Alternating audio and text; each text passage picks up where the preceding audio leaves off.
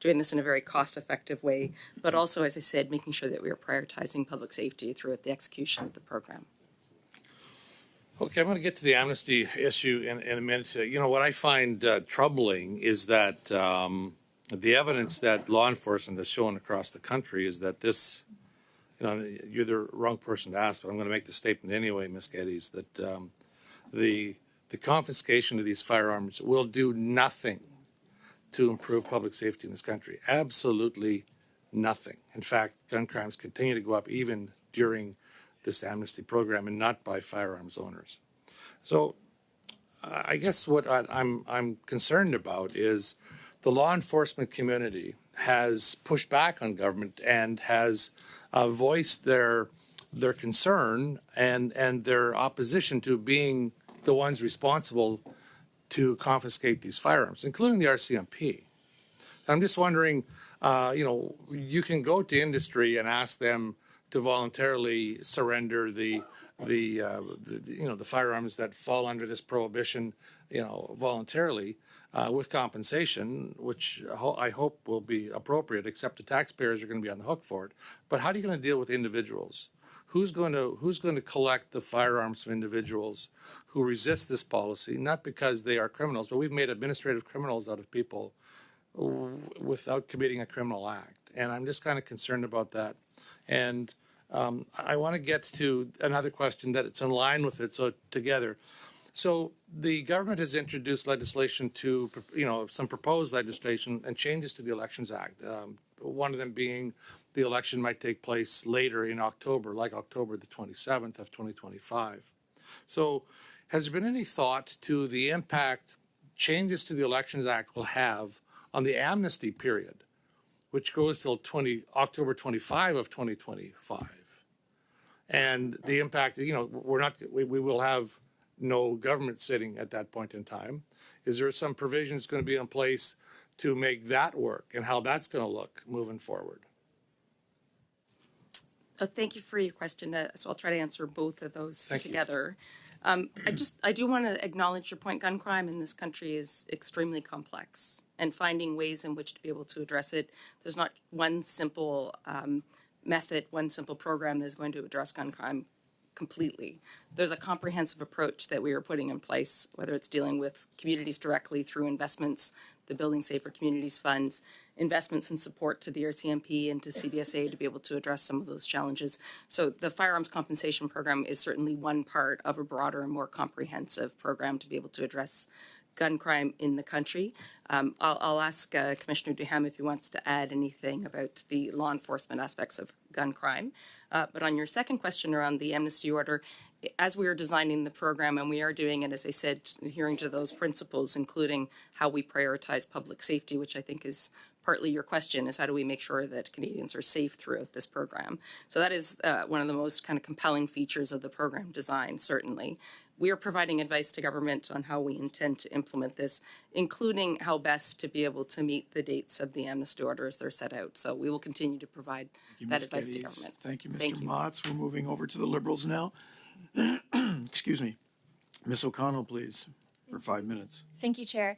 Commissioner Kelly, I'll give you a chance to actually answer my question from before in terms of the previous regulations for prisoner reclassification in comparison to now, and what some of those factors are that your team would consider. Okay, so right now the way it reads is the least restrictive measures, but people sometimes forget that there's a continuation of the sentence there.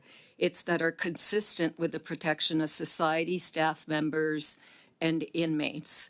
And it respects a certain principle, just as the previous wording would have, which was necessary and proportionate to attain the purposes of the CCRA. So when we obviously assess offender for security reclassification, as you know, we have to use an actuarial tool. And depending if it's an admission, that's the custody rating scale. Later on, it's the security reclassification scale. And then our parole officers use their judgment and have to assess 3 criteria: institutional adjustment, the risk of escape and the risk to the safety of the public. And those are actually outlined in the regulations. And the law requires CSC to assign a security classification to each offender. Thank you, Commissioner Kelly. It's too bad the Conservatives weren't listening to that, because it's pretty crucial to what they've been talking about in the House, and having the facts actually might educate them on the criminal justice system, and certainly with corrections. I said earlier in my question about, I believe it was someone, it wasn't you, but there was a quote in the media, I believe from CSC, a representative of CSC, in particular in talking about the Bernardo transfer. And they said that the transfer itself, given the criteria that is looked at, that under the Conservatives would have still happens. So this performance that Conservatives talk tough, that under their regulations, transfers would never happen. Do you agree with the quote in the media from the CSC official who said, under previous language, the Bernardo transfer would have still gone through that criteria review, and therefore the same criteria review, and therefore happened under the previous language as well? I would say so, because in terms of the legislation, it dates back to 1992, where we have to assign an offender. In terms of the regulations, maximum, medium, minimum has been there. And the other thing I would say, in terms of the distribution of inmates in max, medium, minimum, I've looked at it, and for well over 10 years, it's been in maximum, it's up approximately 22% of the inmate population, in medium 63%, and in minimum 15%. And that has remained relatively constant for well over 10 years.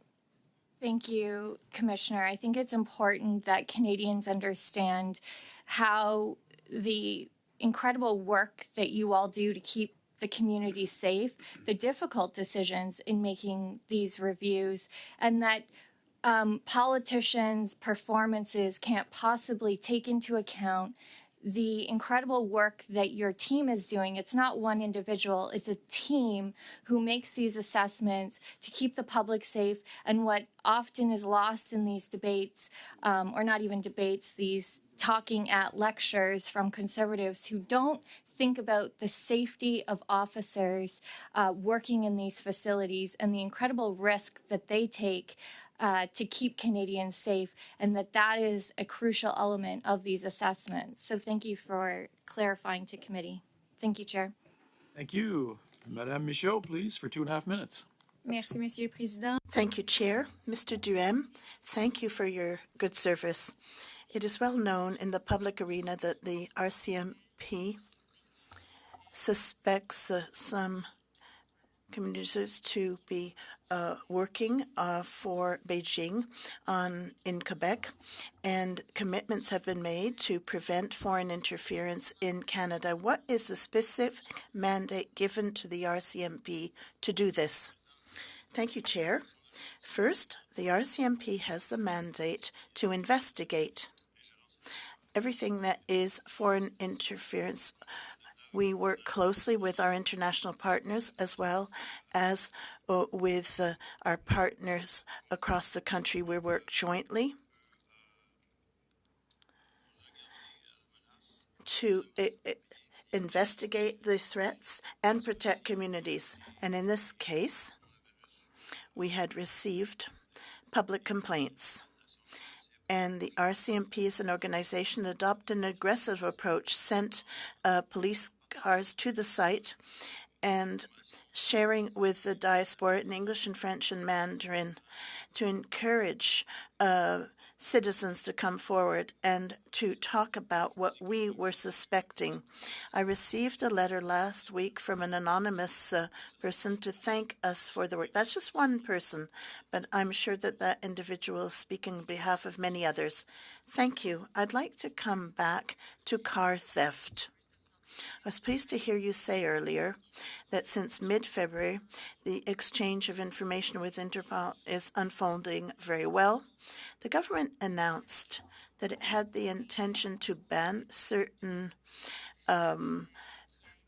devices that help car thieves steal cars. And according to some experts, safety engineers, they're saying that that came out of nowhere. It's not going to change much on the ground to ban these kind of devices. Some are already banned in Canada. And so what do you have to say about this? Will it change anything? Mr. Chair, I'm not an expert in all of these electronic devices, but there was a symposium and we had a car insurance industry at the table.